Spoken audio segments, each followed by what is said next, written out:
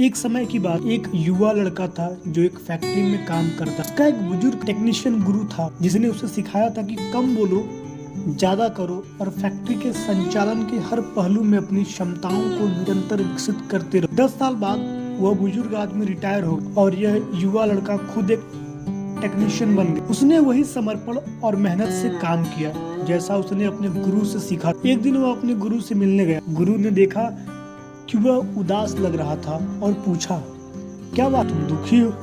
क्यों? लड़के ने गहरी सांस ली और अपना दिल खोलते हुए कहा, मैंने इन 10 सालों में आपके द्वारा बताई गई हर बात को ठीक वैसे ही किया है। चाहे जो भी काम हो, मैं शांत रहता हूँ और काम में ही ध्यान लगा। मैंने फैक्ट्री में अच्छा काम किया है और मैंने सभी आवश्यक कौशल भी सीखे हैं, लेकिन मुझे यह समझ में नहीं आता कि जो लोग मेरी तरह अनुभव और कौशल नहीं रखते वे सब प्रमोट हो गए, जबकि मैं अभी भी वही काम कर रहा हूँ और पहले जितनी तनख्वाह ले रहा हूँ।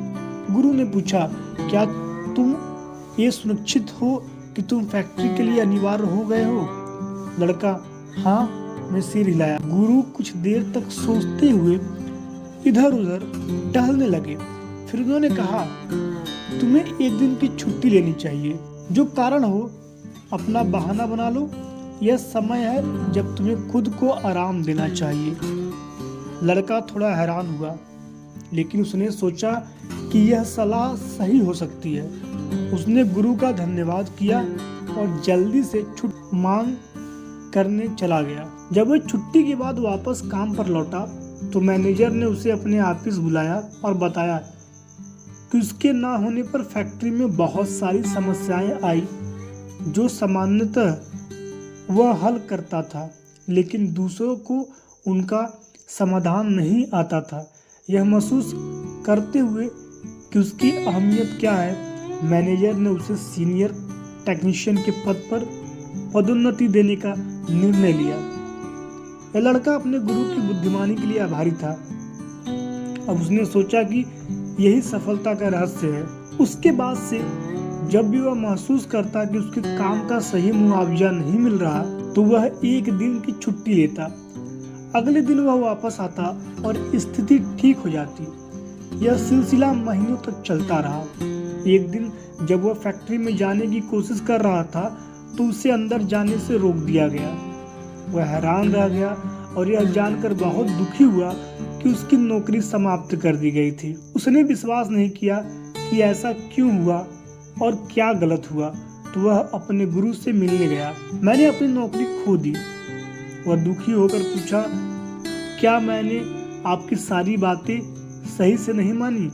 गुरु ने सिर हिलाते हुए कहा, असल में तुमने आधा ही सबक सीखा है। तुमने तुरंत समझ लिया था कि कोई भी व्यक्ति जो हमेशा जलता हुआ बल्ब होता है वह किसी का ध्यान नहीं आकर्षित करता, लेकिन जब वह बंद हो जाता है तो लोग अचानक उसे याद करते हैं और उसकी अहमियत समझते हैं। तुम इतने उत्सुक थे कि इस समझ को लागू करने के लिए कि तुम दूसरे हिस्से को सुनना ही भूल गए। लड़के को समझ में आने लगा कि शायद उसने बड़ी गलती की है। दूसरा हिस्सा क्या था? उसने पूछा।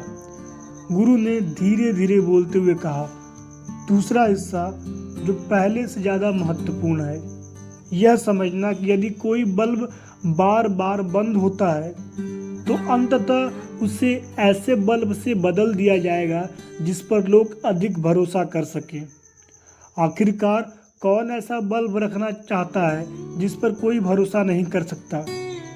अब तुम समझते हो, गुरु ने कहा। क्या तुम्हारे जीवन में कोई दोस्त या परिवार है जिन्हें तुम हमेशा मानते हो, लेकिन एक दिन वो अचानक तुम्हारे साथ नहीं होंगे? तुम उनका ध्यान तब तक नहीं करते जब तक वे तुम्हारे लिए हमेशा के लिए नहीं चले जाते।